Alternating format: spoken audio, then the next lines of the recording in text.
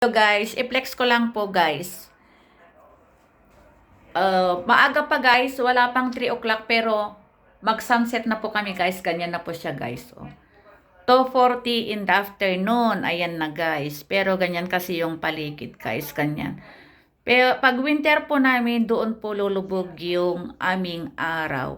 Pero pagdating po ng summer, doon po lulubog guys. Ganyan. Iikot po siya hanggang doon sa dulo.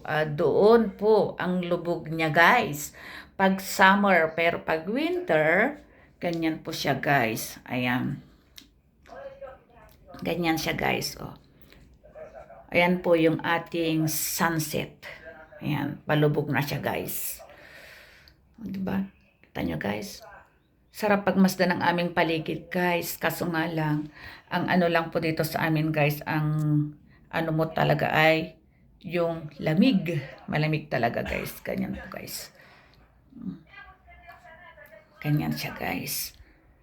Ayan. Ganyan po yung baba namin. Ayan. Ayan. Pati yung mga punong kahoy guys. Giniginaw-ginaw na guys. Kaya wala ng mga dahon. Ganyan. Kita nyo guys. Kita nyo yung sunset. Ang ganda diba? Ayan. Have a nice day guys. Thanks for watching. Follow me for more updates. Like and share. Bye.